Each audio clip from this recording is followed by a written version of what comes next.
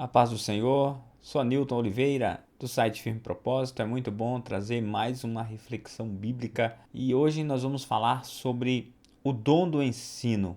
Vamos mostrar que a igreja precisa de pessoas que ensinem, que sejam chamadas para o ensino, ou em outras palavras, que tenham o dom do ensino. E eu dou o seguinte título a esta reflexão: o dom do ensino é para ser usado.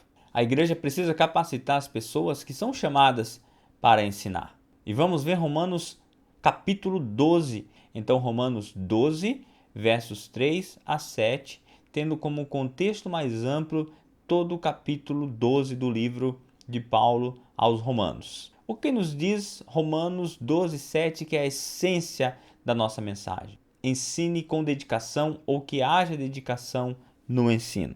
E eu pontuo aqui 3 aspectos importantes para quem tem o dom do ensino. Primeiro, professor, aceite o dom do ensino.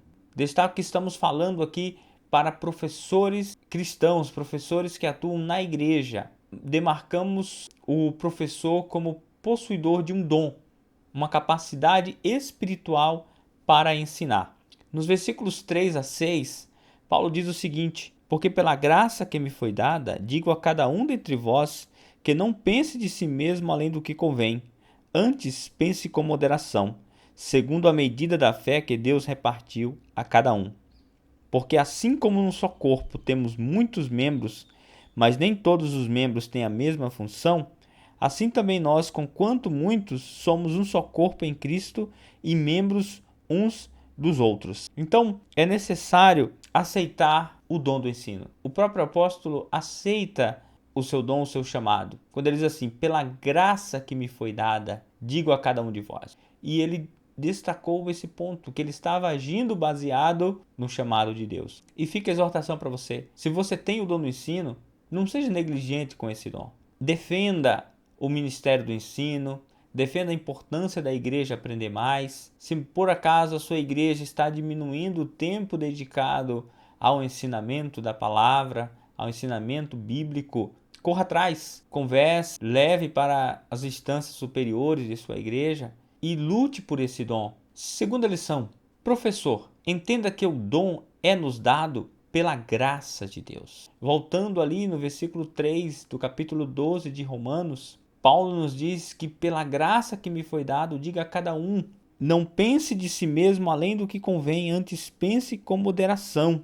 Então olha que interessante, entender que esse chamado é dado pela graça de Deus. Devemos pensar sobre nós mesmos com moderação. E o que isso significa? Foi uma escolha de Deus e precisamos nos dedicar a Ele. No versículo 5, Paulo diz que nós somos muitos. E no 6 ele vai dizer: porém diferentes dons segundo a graça que nos foi dada. A igreja é composta por muitas pessoas, mas existe uma diversidade de dons. Dom de mestre é um desses dons dentro da diversidade dada à igreja. Recapitulando o que nós vimos até aqui: professor, aceite o seu dom. Professor, entenda que o dom que você recebeu foi pela graça de Deus. Terceiro e último: professor, ensine. Isso está no versículo 7, que nos diz: o que ensina, esmere-se no fazê-lo. Pesquisei no original e não encontrei essa palavra esmero. É uma interpretação do contexto de todo o ensino do apóstolo Paulo. Que eu encontrei o seguinte: hodidaskon ente didaskalia. Qual seria uma tradução mais próxima? O que ensina ao ensino. O que ensina, ensine. Veja só a necessidade de agirmos, a necessidade de colocarmos o dom em prática, de falarmos, de aproveitar todas as oportunidades, de, se possível, criarmos oportunidades para o ensino sistemático da Bíblia, para o ensino das Escrituras, dos princípios bíblicos, dos valores cristãos. Veja que aqui o contexto é o corpo de Cristo, é a igreja como um todo. Então fica para você esse desafio. Você é chamado pelo Senhor, você tem um dom de mestre, então ensine. Que Deus abençoe a sua vida. Até o próximo vídeo.